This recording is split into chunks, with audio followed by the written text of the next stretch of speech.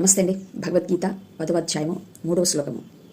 నన్ను పుట్టుకే లేనివానిగను అనాదిగను సర్వలోకములకు దివ్య ప్రభువుగను ఎరిగినవాడు మాత్రమే మానవులందరిలోనూ భ్రాంతిరహితుడై సర్వ పాపముల నుండి విముక్తుడగును. ఏమండి, ఆత్మ శ్రీకృష్ణుడి యొక్క ఉపాధిని అనగా దేహమును ఆధారముగా చేసుకొని మాట్లాడుతుంది సుమా. ఆత్మకి పుట్టుకే లేదు. మరి వచ్చినటువంటి అవతారాలన్నీ ఏమిటో మీరే గ్రహించాలి. మరియు ఆయన అనాదిగా సర్వలోకములకును దివ్య ప్రభువు.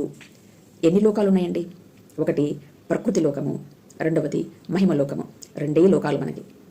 ప్రకృతి లోకంలో అనేకం ఉన్నాయి. ఇవన్నీ మార్పు చెందుతూ జనన మరణ చక్రమందు ఉన్నటువంటివే. ఇక మహిమ ప్రకృతి అంటే ఈ యొక్క మార్పును హోల్డ్ చేయగలిగినటువంటి శక్తి సంపన్నుడు కలిగినటువంటి ప్రకృతి, మహిమ ప్రకృతి. ఆత్మకు ఇట్టి లక్షణాలు ఉన్నాయంట. అవి అనుభవానికి రావాలి. ఇట్టి లక్షణాలు ఎవడి ఎందున్నాయి? నువ్వు చెప్తున్నావు బాగానే ఉంది. అట్టి వాడు ఎవడయ్యా? ఇది ఒక మాయా ప్రకృతి, దీంట్లోకి వచ్చి పడినాము.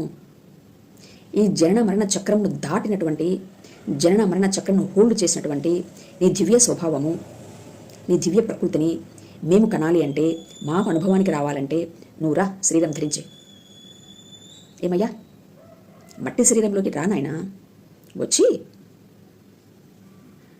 మానవుడి యొక్క దేహములోనే రక్తములోనే కలిసిపోయి ఉన్నటువంటి గొప్ప పాప చిహ్నమైనటువంటి కామమును బంధించి, అనగా అట్టి కామమునకే మృత్యువు విధించి, అనగా మృత్యువుకు మృత్యువై మృతులలో నుంచి మహిమ ప్రకృతికి ఉత్తీర్ణుడై చూపించండి.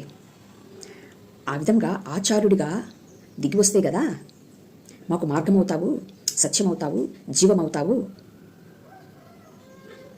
ఇట్టి సంపూర్ణ లక్షణాలు చూపించినటువంటి జీవుడు ఎవరు?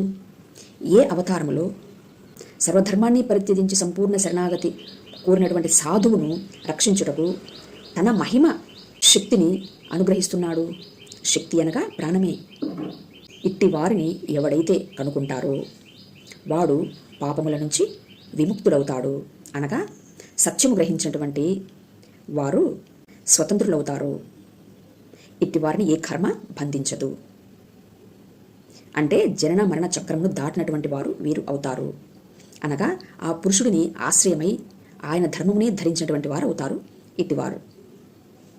ఒకసారి సత్యాన్వేషకులు ఆలోచించగలరని మనవి. Thank you. నమస్తే.